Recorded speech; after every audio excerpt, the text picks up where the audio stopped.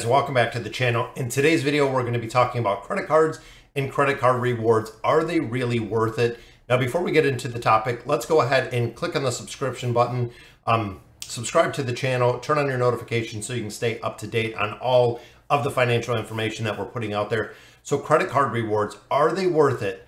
It's kind of a double-edged sword, and I'll go through again some of the pros and cons with it. So credit cards do offer an incredible incentive. They have a cash incentive if you sign up and you spend a lot of money.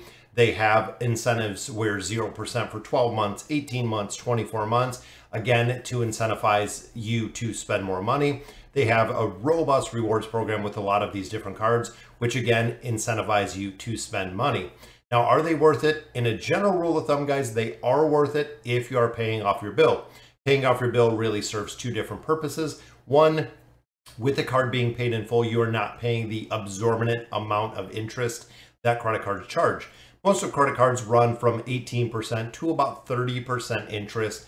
So essentially, if you're looking at rewards within your card, you're paying for the rewards that you're getting in the interest that you're charging every month. If you have a cashback rewards card, you get $50 back in cash. You notice on your statement on a $5,000 balance that you're paying well over $50 in interest to get the rewards that you're using. Now, one of the benefits that a lot of people do, or one of the prime reasons why people do have credit card debt, is because the instant gratification of being able to buy something now and actually pay for it later. But again, at what cost? So if you go out and you buy a big screen TV, let's say it's $2,000, and you pay for it over the next 12 months and it's not 0%, chances are you're paying $2,200, $2,400 for that same TV. Instead of just saving up your $2,000, buying the TV outright, now you're out another couple $100.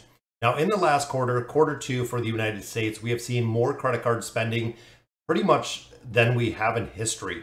Credit card spending, because of the cost of goods going up, the inflation going up, the demand going up, credit card balances have went up significantly as well. So people essentially are not adjusting their spending to actually budget, like we've talked about in this channel a lot, but they're just adjusting they're continuing to buy the same things that they are at a higher cost, at a much higher cost, while wages haven't increased to the point of being able to cover that cost. So again, it goes on to credit cards. Now, one of the biggest arguments for rewards, guys, is the incentivizing you to spend money. This is where a lot of people can get into trouble with rewards cards. Rewards, again, sound great. I'm getting, reward miles. I'm getting frequent flyer miles. I'm getting cash back. I'm getting this. I'm getting that. But you also do have to make sure that that works within your budget. You're paying off the card every month to really make it beneficial to get those rewards.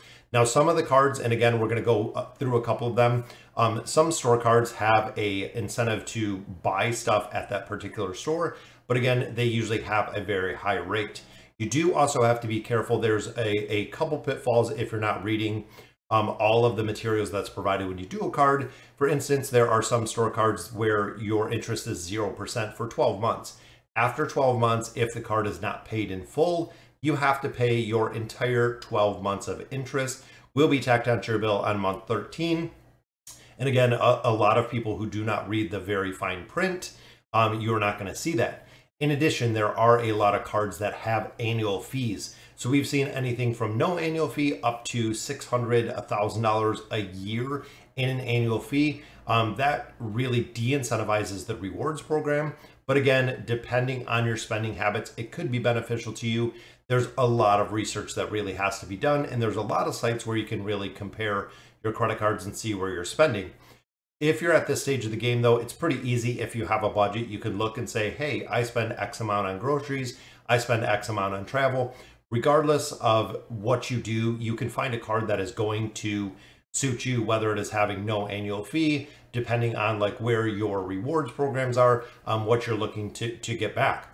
Now, personally, I use cashback reward cards. The big thing with cashback, guys, is it gives you the ability to get a refund on things you're buying already.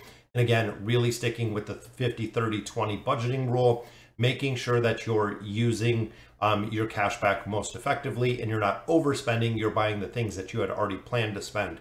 For instance, for my cashback card, I pay my cell phone bill, I pay my internet bill, I pay the trash services that we have. There's a lot of things that I am going to pay regularly and I'm going to pay out of pocket. The cashback card just gives me a little bit of an incentive. I actually have a 2% cashback card that gives me a little bit of incentive back, a little bit of money back in my pocket, which again, you have to be very disciplined with these cards. These cards are absolutely great tools if they're used as intended. And again, if you're paying the card off in full, one, you don't pay interest.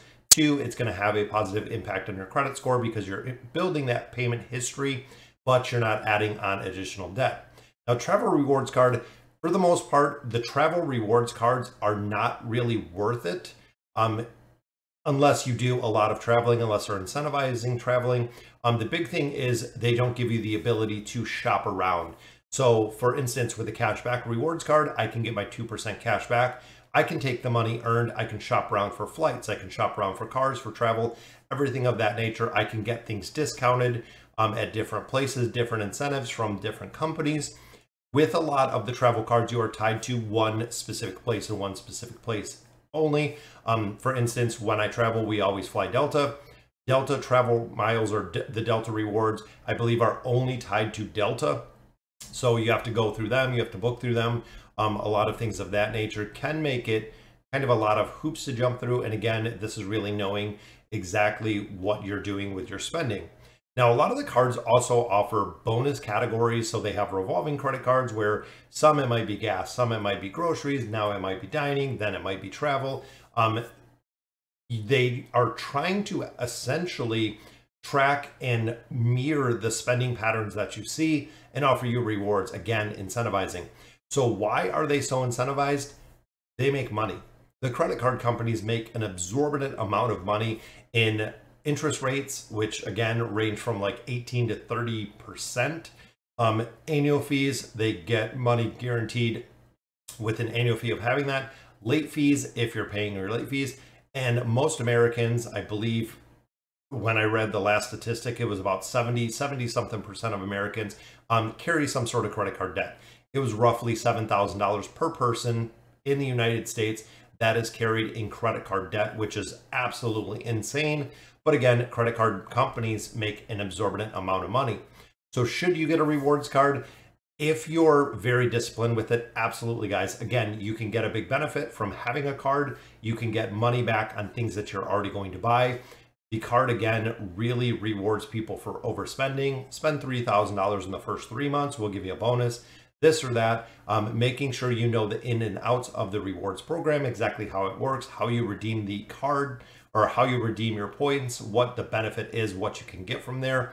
So overall, guys, again, rewards cards are worth it if they're paid off in full. Personally, I pay it off every 2 weeks. So I accumulate a little bit of debt on my credit card. Every 2 weeks I paid it off, which is completely budgeted for. So we have money already set aside to pay off this card. That way I'm not accumulating a very high balance that I cannot pay it off in the month, therefore paying for interest. And when you are paying interest on your card, essentially you're just buying the rewards that you're getting, which a lot of times you will pay more than the rewards that you're getting back from that card. Sorry guys, so that'll do it for today's video. Let me know in the comments what you guys think about rewards cards. And as always, thank you guys for watching.